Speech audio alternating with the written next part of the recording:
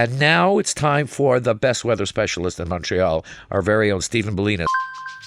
Good evening, Montreal, and happy Easter. I'm Stephen Bellina, and this is the Suburban Weather Minute. We had a bit of winter weather last weekend as a snowstorm moved along the eastern seaboard, putting down about 30 to 60 centimeters of snow across parts of New England into Atlantic Canada, including the Gaspé coast.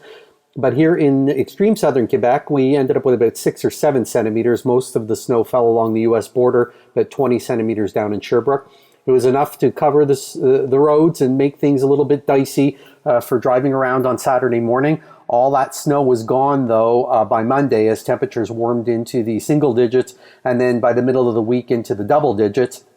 Looking ahead, we have a fairly mild week ahead, high temperatures 7 to 12 Celsius, some scattered showers late Monday and Tuesday, perhaps a flurry or two, but no major precipitation is expected at this point.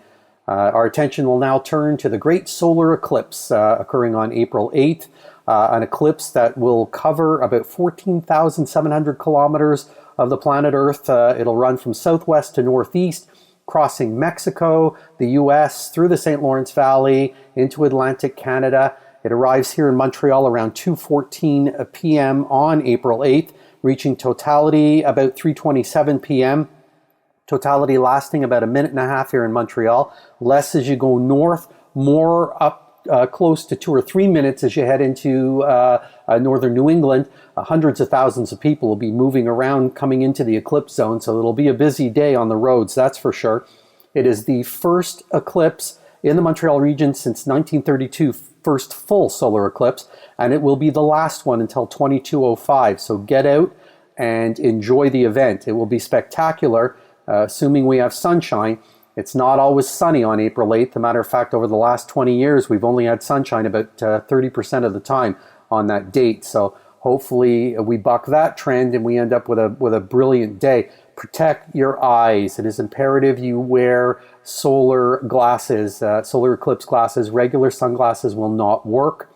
Hundreds of thousands of pairs are being distributed around the city of Montreal, including at the 45 public libraries.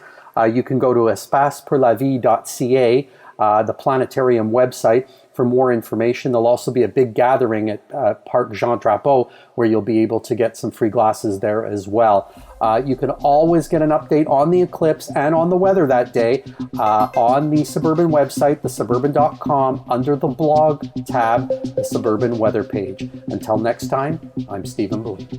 Thanks, Stephen. Coming up next on Suburban Radio Hour, we'll check in on the local sports scene with the great Mark Lidbetter.